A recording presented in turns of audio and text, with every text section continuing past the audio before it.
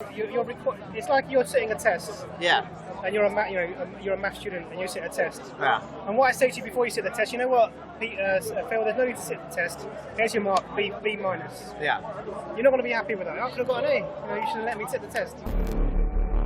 The problem with the test explanation for suffering is that if we were setting a test for our students, right, and we want to conclude that the person setting the test is this perfectly fair being, then the conditions for the test should be the same for the students. There shouldn't be one student who's given, like it's a maths test, I'm going to let one student have a calculator and the other one has to do all the sums in their head.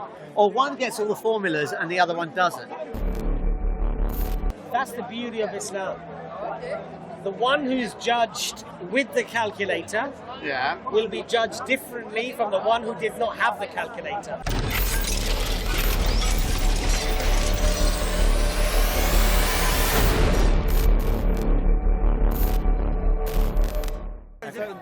Okay. So if you look at all of these studies, what they look at is correlation. Because one thing you said really tellingly in your explanation, when you cited all of these experiences, as you said that they're trying to look at subjective experience. Yeah. And the problem is that we can't do that. So what we have to look for is we look for correlation. And the way the correlation is exactly as you say, we stimulate a certain nerves and certain neurons in certain places, and we look for a response. And then we use our experience as a first-person human subjective conscious experience, and then we superimpose that upon whatever we're seeing. Yeah. That's really problematic because this is where we are, by definition, one step removed from the actual experience that the animal is having. Now, you can set up a system in which a robot, for example, will respond to stimuli in a very similar way to maybe a fish, or even events that are done. What do they call those?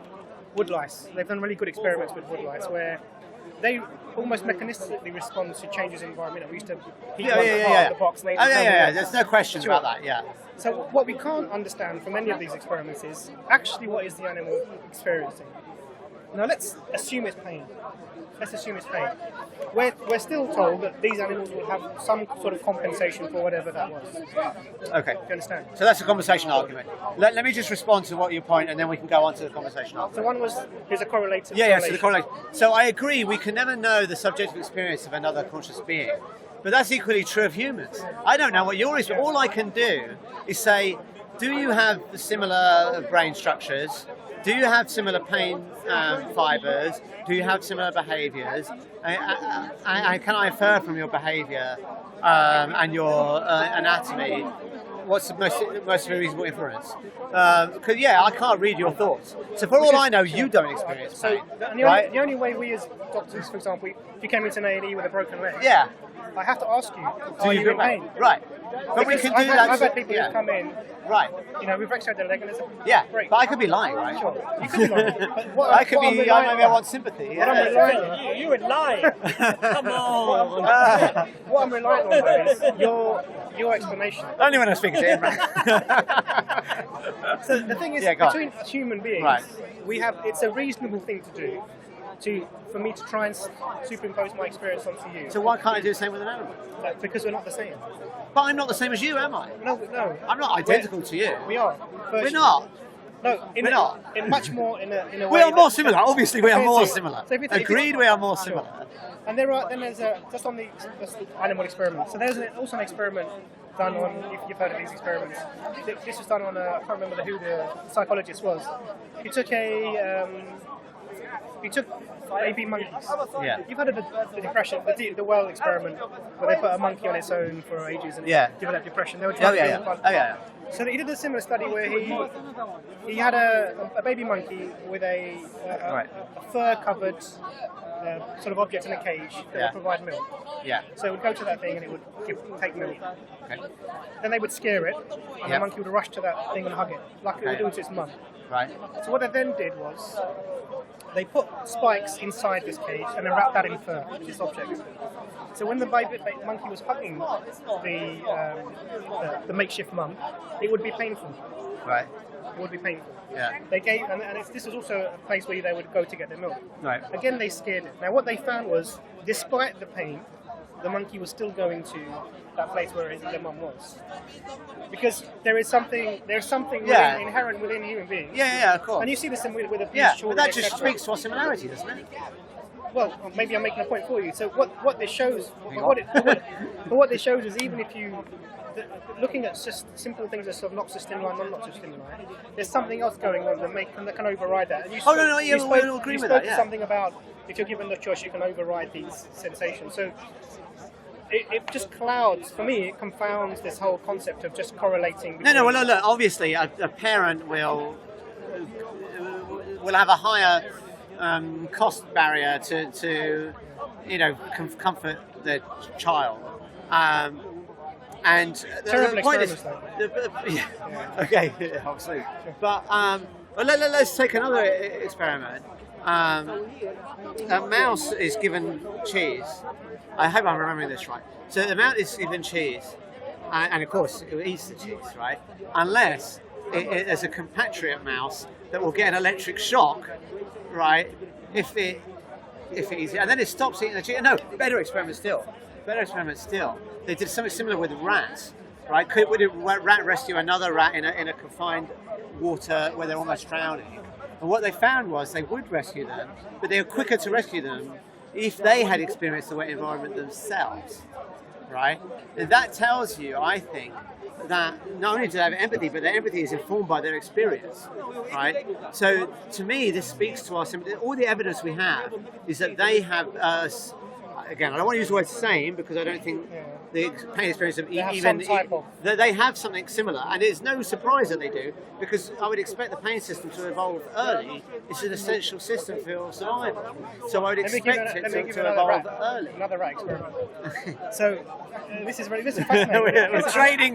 we're trading rat experiments. Yeah, go on. I think, Phil, the thing here is this: that you're both discussing, in effect, aspects that don't have any certainty. That's what I'm saying. So subjective. But nothing is certain. That's the whole point. My point is, we went through that earlier. To have this endless debate on that one concept, I think moving on to we are. No, okay, all right. We can move on. So I don't think that you can either say that animals are having the same type of suffering, but some sort of. Well, there's a degree of uncertainty, but that's true of other people as well, right?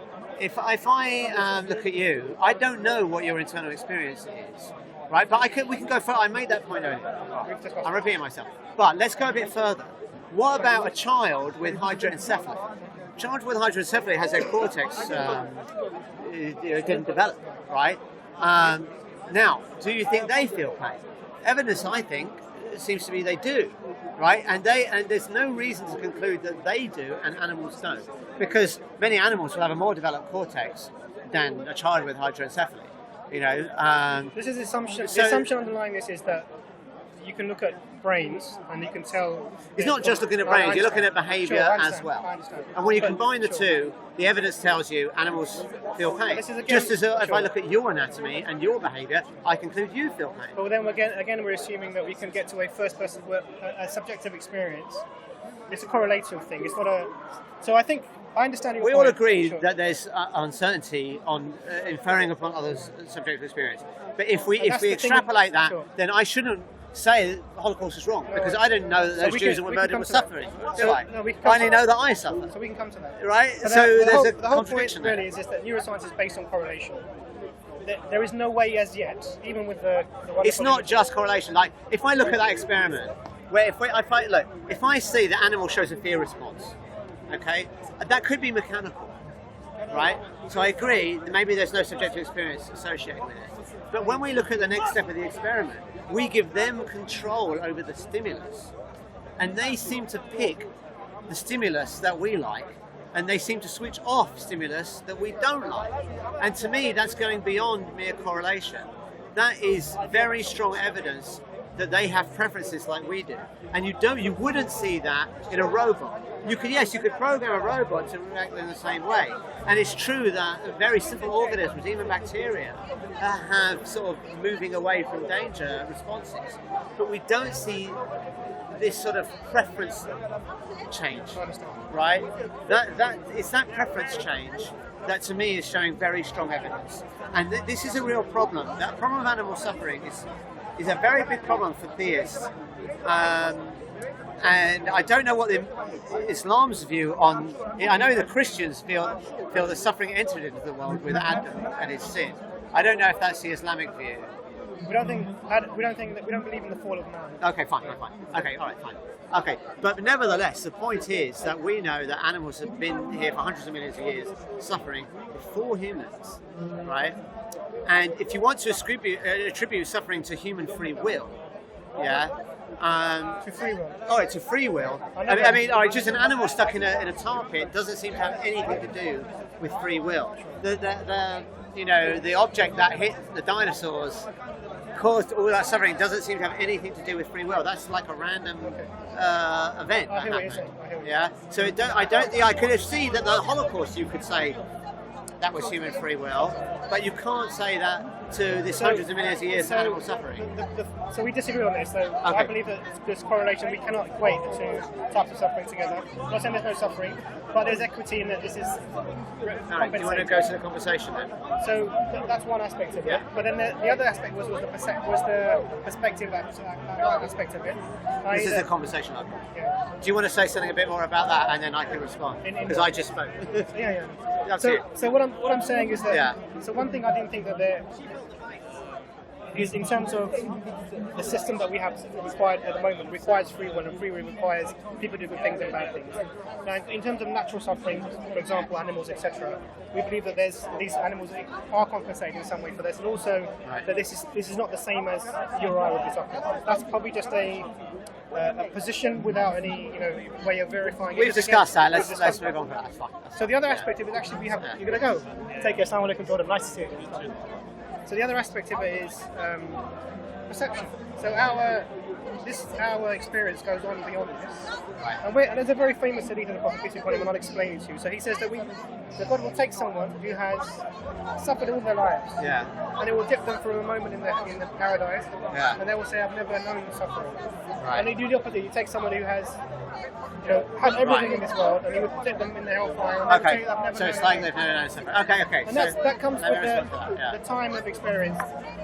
So that can change your perception of what's happening. Okay. So the problem I have with this argument, let's imagine that I kept you in a basement for 20 years and I, did horrible things to you, and then you're a doctor. I've escaped, right? Let's say it's me. I've escaped. I come to you. And you say, "Don't worry. I could give you a treatment where you'll forget that you suffered." Right? Now that would be good. That might be a good thing to forget that you suffered, but it doesn't explain. It doesn't make the suffering right. Like in particular, God could give you the compensation without you suffering. Right? So let's take another example. Right? Let's suppose that I raped Lacbas. Right? Excuse me. I know. It's terrible, right? A terrible thing. It would never happen. It wouldn't happen. It wouldn't happen. I want to make it clear it would not happen, right? And let's suppose. It would definitely never happen. I was caught, and I said to him, "Okay, how much compensation do you need to set us straight?" Nothing would be enough. Right. Nothing would be enough. No for amount you. you can give me with compensation. But let's suppose someone said, "I want $10 million," right? I said, "Okay, here's $10 million, right?" Okay, they're compensated. It doesn't change the fact that their suffering shouldn't have happened. So their suffering should not have happened. It wasn't right that the suffering happened in the first place. So the point is, God can give you the compensation whether you suffer or not. So if He's going to give you these great goods in heaven, right, then He could give you those without you suffering. So the compensation doesn't explain the suffering. We've hit on a key point now. How are you able to say that it was not right for it to happen? On what basis are you saying? Okay, because I suffer and I don't want to suffer. Okay. So that's it. There's no regard for the purpose of the system at all. If I suffer and I know that my suffering is bad, it's a reasonable inference for me to say other people's suffering is bad. Does all suffering lead to harm and negativity? You'll have to give me definitions of suffering and harm that are different. You have a tooth that's gone septic. Yeah. It stays in, you die. They pull it out, it's going to be very painful. Yeah. And a lot of blood everywhere. Right. that you live. Yeah. You will have to go through that suffering Right. to get that pull. So so this is the argument that you need to go through this because some greater good. Now the issue is... The problem is, for a doctor, so if I went to Imran and I said, fix me, I'm in pain, and he said, I can fix you, I can stop you dying, but this operation is going to hurt. So maybe we're back in the 18th century and he has to saw my leg off or something, right? Now... Sorry? Still do that. Without an anaesthetic. With you, Phil, maybe he'd give you a water injection and say, all right, Phil, here we go. But this is interesting. Suppose he did that, right? I would say Imran does not look perfectly good. Because if he saw my leg off and he didn't give me an anaesthetic, and he could have, then we would say Imran should be struck off, right? That's bad. He could have given him an anaesthetic. Now, God, he's not restricted. Maybe the doctors in the 18th century, they didn't have anaesthetics, so they had no choice but to let you go through the pain, right? But God is not restricted in that way. He doesn't have to let you go through the pain. There is an issue, and the issue is that if you're not allowed to do the action that would be negative, for example, how then can you be prosecuted, let's use those terms, for that action? Well, you wouldn't. No, if you couldn't do it, then you wouldn't be prosecuted. Yeah. Absolutely. So it's all you have to. It's like you're sitting a test. Yeah. And you're a math student, and you sit a test. Yeah. And what I say to you before you sit the test, you know what, Phil? There's no need to sit the test. Here's your mark, B minus. Yeah. You're not going to be happy with that. I could have got an A. You should have let me sit the test. So for me to judge you fairly in a just way, what was required is that you actually do the test. Okay, so you're saying it's a test now? So that's a different thing to compensation. So this is multifaceted. Yeah, no, that's fine. I'm just trying to delineate the issue. The problem with the test explanation for suffering is that if we were setting a test for our students, right, and we want to conclude that the person setting the test is this perfectly fair being, then the conditions for the test should be the same for the students. There shouldn't be one student who's given, like it's a maths test. I'm going to let one student have a calculator and the other one has to do all the sums in their head. Or one gets all the formulas and the other one doesn't. We would say, well, that's not fair. The teacher's a bitch. Right? And that's exactly what we see in the world with suffering. Some people seem worse suffering than others. It doesn't seem like a fair test. That's the beauty of Islam. The one who's judged with the calculator will be judged differently from the one who did not have the calculator. But that seems to me like a sort of self-reinforcing delusion. Like, whatever happens, I'm going to say it was fair. Like, even if it appears, what you're saying is, although it might appear to be not fair, it will be fair. But then, like, there's nothing you can say when you observe the world about whether God exists or not, because anything that appears to be the case, really there's a deeper truth. Phil, that's the problem. You see, when the mother takes the 3-year-old to the dentist to have that tooth pulled out, that 3-year-old has no concept of understanding what's going on. They're going to be screaming and kicking and scratching, even whilst they've been explained why they're taking the tooth out. You understand? We are 3-year-olds here, trying to understand. Speak for yourself. No, trying to understand. Trying to understand. I'm 3 3/4. Trying to understand the whole picture. Yeah, but that's unfair. With one pixel. But that's unfair because you conclude God exists and God is fair, right? So if I make the opposite conclusion, we've got the same 1 pixel, and you're saying that my conclusion that God is unfair is not justified because I only have this 1 pixel and I'm only 3 years old. But yet your conclusion that he is fair, you've got the same 1 pixel and you're also 3 years old. So that seems to be completely inconsistent. The difference is, as Imran has already indicated, that from you,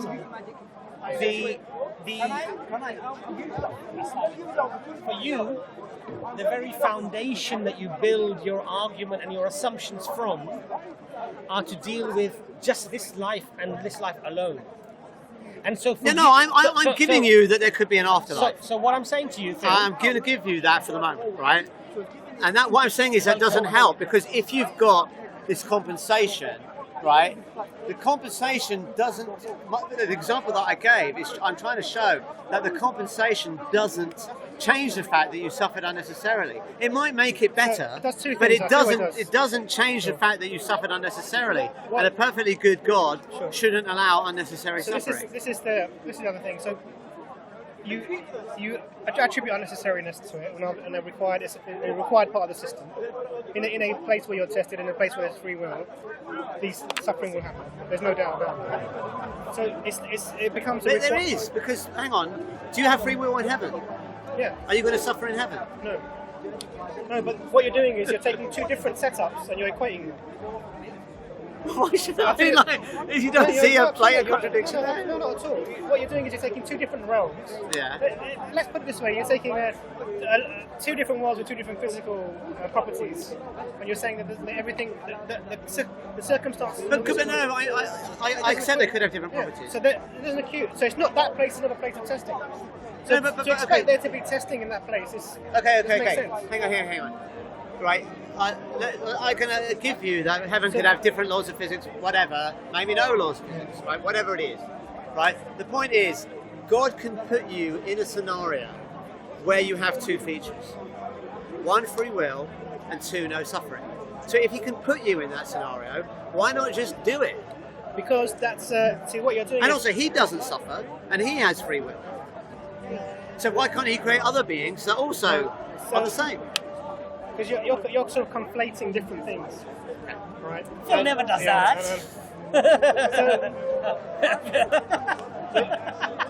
The system here, the system we have here is we're being tested, and in that test you're given the free will to make a choice between right and wrong. The suffering or evil, however you want to problem evil, only has meaning in a theistic universe. In a universe where there is no creator at all, which is the position you're coming from, if animals suffering or not suffering, it doesn't mean anything. Why doesn't it mean anything? Because it's ultimately in the starkness of the universe, it has no value at all. Why? Why would it have value? They suffer, they don't like it, so it's bad. So what? What do you mean bad? Well, I'm saying, we all agree that we don't like our own suffering. So we would prefer not to suffer. Yeah. Right? So there's a clear preference for a situation where there isn't suffering. Right? So if we say, and also, I think there's an internal contradiction. So let's suppose I give you your assumption. So I don't grant the assumption, but let's suppose I did grant the assumption that only in a theistic universe could it be meaningful. We still have the same problem. Yeah. Okay, let's suppose I grant theism, right? And I say, okay, so now I can have my morality and I can call things good or bad. I'm still faced with the fact that God seems to allow bad things. So I'm left in an internal contradiction. Can I just say one thing? Right? Very quickly. Yeah? Phil, if I said to you, I'm going to prick your finger, Yeah. and for the compensation for that pricking of your finger, you will be the owner of the entire London, and every building, every business, everything that there's in there, you'll get that. Would you accept me pricking your finger? Can I? All right, let me answer that. I'm asking you a question. The answer is yes, I would. Right. But let me respond, because I know where you're going with this. And let's just suppose that you were going to give me the London already. Yes. And then you prick my finger. I could still go, what? Why did you prick my finger? You could have given me London anyway. I set the rules up. No, I know. But the problem is, why, if you could have given me London, why couldn't you just give me London? Because that's my Why rules. did you have to prick my finger? It seems like there's something sadistic in you. No. If I'm going to say you're perfectly good, yes, right? You gave me London, great thing, very nice. I would love to own all of the buildings in London. Wow, wouldn't that be brilliant, right? Now, if you were going to do that, right, and I'm trying to judge, are you perfectly good, right? Well, you gave me London, that's very good, but you also pricked my finger. Why the hell did you do that? You could have given me London without pricking my finger. But bringing it back to That's the whole point. Bringing it back to the point that we're saying. Yeah. If I said I give you free will, you've got to live for a day, one day. Okay. In that day, anything can happen. Okay. You can have bad experience, good experience. Now, those are my rules. You might not like them. Right. You might think, well, it would be easier just to get it for nothing. But in life, nothing is for free, right? You want to study, you got to work hard. You want to earn money, you got to go to work. You want to do anything in life. You want to lose weight, right? Like me and you, right? You've got to exercise, right? We all want to do that. Everything's a struggle. Yeah. Everything requires work, effort. Has bad and good, right? Yeah. Now, if I said to you, okay, you've got to live for a day, if you're a good person, you get the whole of England. But you know, you might have a toothache in that day. You might have. And if I said to you, but that's my rules now, and you've accepted my rules, and we believe, in fact, when Allah creates all of creation, all of the offspring of Adam, we've had this covenant with God already. We agreed to this covenant to God. This is what we believe, and that's why we believe. How did we agree? I never agreed to it. No. This is the point. This is from a theistic point of view. We believe that we already had this covenant with God, and it was our choice, basically, that we will have this life and we will lead our lives according to. And so what did Allah say? Allah said, we sent you messengers, warners, people to make sure you don't go astray, that you don't have these problems, right? Now, however, during that one day, if you had the toothache and you had this, and the day was ended, now the day's ended, right? Yeah. I said, there you go, mate, there's the keys to England. Right. Would you complain to me about the toothache or the headache? If you could have given me the keys to England without the toothache... Really? You wouldn't? Yeah. You wouldn't even think about it. Let's put it this way, right? Let's put it this way. Imran's a doctor, right? Well, he's not a dentist, but let's say he's a dentist. People think I am, though. They think you are. Okay, so let's suppose... he's a doctor, right? So let's suppose he can give me some treatment. He's not a surgeon, but he can give me some treatment with painkillers or without painkillers. Now, I'm going to be grateful for the treatment with or without the painkillers. But if he gives it to me without the painkillers, and he could have given it to me, if he could have given me a painless cure or a painful cure, he could have given me either, right? If he gives me the painful cure, I might still be grateful that he gave me the cure, but I might question whether he's perfectly good. And the claim is here, God is perfectly good, right? So if he can give you this compensation, this is the whole point. In earthly matters, right? If I compensate you because I did some crime to you, right? I'm giving up something. Yeah, I've got a finite amount of resources. So we can see that there's some constraint on my compensation. But God doesn't have that. He can give all the compensation he likes without there's an issue this. with the analogy.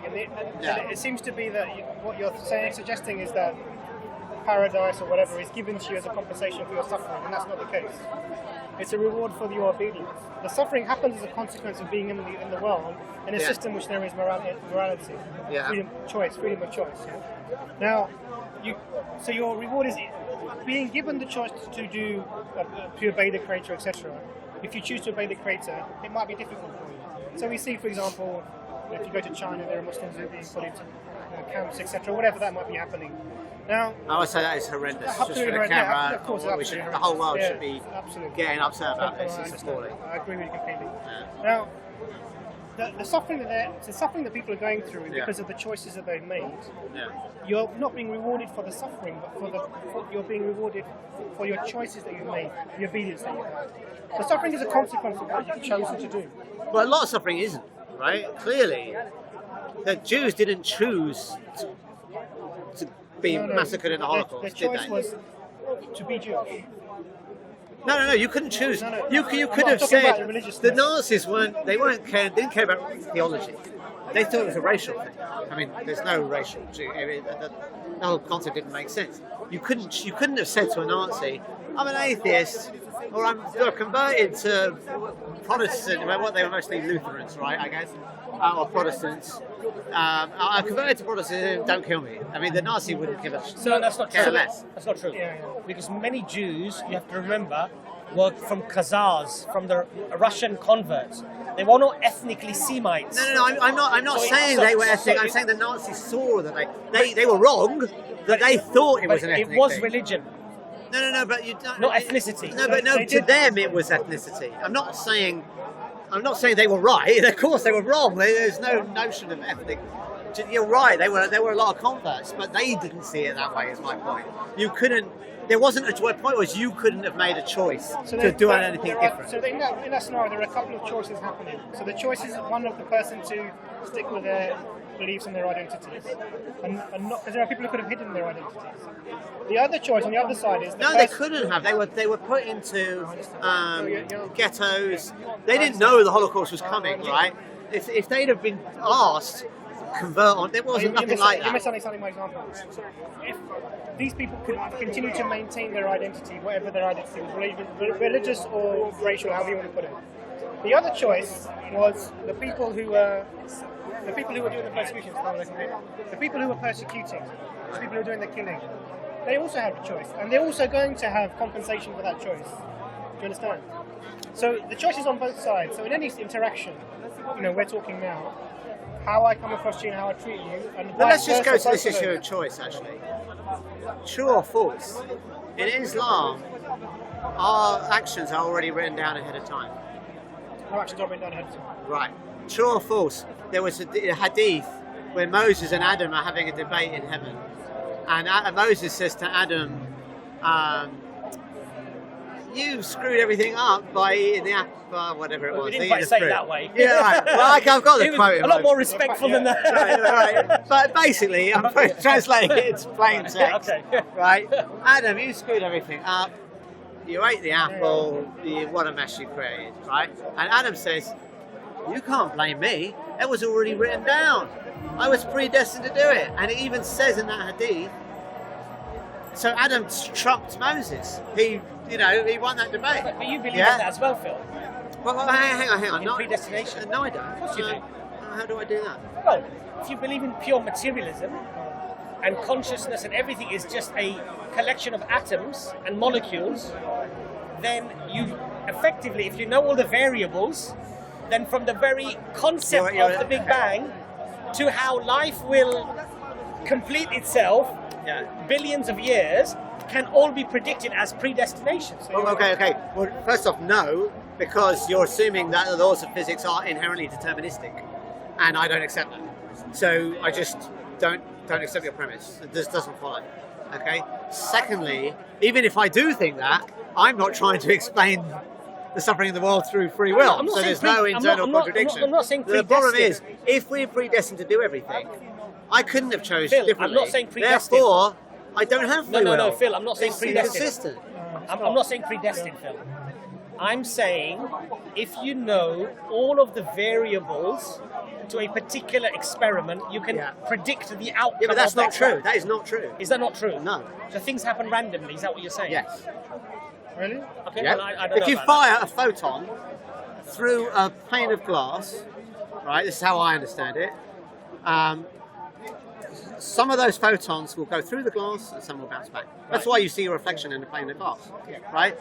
Which photons will, which won't? There's no reason. There's a reason. No, Phil, that's not right. That's because we don't understand. Right. We haven't got to that level of technology to be able to see which photons. Well, that is not how physics is currently understood by physicists. Of course it is. No, it isn't. Let me give you an example. Right? If you're flicking a coin, heads or tails, that's different. It could land on its side. Yeah. Could you predict every single time what it's going to be? No. Why? Because it says to its initial condition. Absolutely. So but this is not that. If we're aware of all this of is the not conditions. that. This is not. Are you aware of if you have the same conditions, Phil, you will get different. Phil, outcomes. do you know everything about a photon? Everything. Well, what is different between one photon and another one? Well, do you know the difference? I am not doing these. Do you know if there are differences? I am not an expert. All I'm telling you is what the consensus. Do you of know the if there are differences differences? Do you know if there are differences? No. No. You don't know, right? No. To my knowledge, there aren't any differences. To your knowledge. I can only answer to my knowledge. Could there be? As far as I know, no. No, but could there be? Could there be something I don't know about? Of course there can. Yes. Yeah. So those photons that are reflecting and those that are going through, effectively. So tell me what the difference is. No, I don't know. Probably. But you're claiming, okay, but you've made the claim that everything is deterministic. Are you making the claim that everything is deterministic, right? So you should be able to tell me what's different about those photons. No, that's ridiculous, Phil. So. Well, no, you're saying everything is. Let me try and tell you. Please. Okay. So the ones that reflect back are the ones that hit the nuclei of whatever substance that they're going through, and they reflect back. The other ones that hit at varying angles along the nuclei will go in different directions. They're not at varying angles. That's not correct. What do you mean they're not at varying angles? You can have it exactly the same, everything the same, right? But glass is not exactly the same. The photon will not travel in exactly the same line every time. If you shoot, they're going straight lines. It's the principle of least action. You have it in a vacuum, right? There's no air disturbing it, okay? This is the principle of least action. They always go in the shortest possible route. Phil, I think you're being a little bit disingenuous here because... No, because I'll tell you why. The density of glass may vary. Different part of the glass. Other factors No. vary. Okay. Let's just in general. The photons themselves could vary. In general, there's a lot of unknowns. In general, you can look at surveys of physicists. Do they think quantum mechanics is fundamentally random? We don't know, right? And the consensus is yes, it is. I'm not saying there's no one disagrees with that, but that is the consensus. Therefore, the statement that laws of physics are necessarily deterministic, as long as you know the conditions of the Big Bang, then that this is inevitable. That statement is not consistent with the way physics is currently understood. Now, the way physics is understood might be wrong. Maybe there are some hidden variables and it is deterministic, but you can't make that assertion with any confidence. Is what I'm saying. What the point here is that randomness is simply a lack of knowledge of how things are working. No. So when you're looking at quantum experiments and you see particles jumping in even in time, then what you're saying is we don't know the mechanism that this is happening in. Well, that's a view. Randomness. That's a view. Which is basically saying that the uncertainty in quantum mechanics is epistemic, right? It's not ontological, okay? And surveys of physicists don't agree with that, and they have good reasons for that. I mean, you can go into this in more detail. That I'm no expert on this stuff, okay? It's because I don't know yet. That's all. Well, that's an assertion. You can't prove that assertion. Well, it's logical that that's the case. Why is it logical that that's the case? Because once you know how something works, it no longer is a random occurrence. So, for example, if it's not a random occurrence, for example, if you see it's a circular argument. Phil, are we still studying quantum physics? Yeah, of course we are. If we believe that it's just random, how can we study it? Okay, I'll tell you how. So let's say, let's say you have an experiment whereby let's say the classic two-slit experiment. Okay, you send electrons onto a screen through two slits. Okay, now you can predict very precisely that there will be certain diffraction patterns. Okay, but what you cannot predict is where in each individual. So you can predict the statistical properties of the combination of all the different electrons that you send on the screen. But according to current understanding of quantum physics, you cannot even in principle predict where an individual electron will end up on the screen, or photon, or whatever, right? It doesn't matter what it is, okay? So that is telling you then that it's fundamentally random. Now, you might say it's not really, okay? It's just saying we don't know how to measure the trajectory of the photon, that's what it's saying. No, it isn't. It's deeper than that. It's much deeper than that. Are they still studying the double slit experiment? What do you mean by are they still studying? Still looking into why this is happening.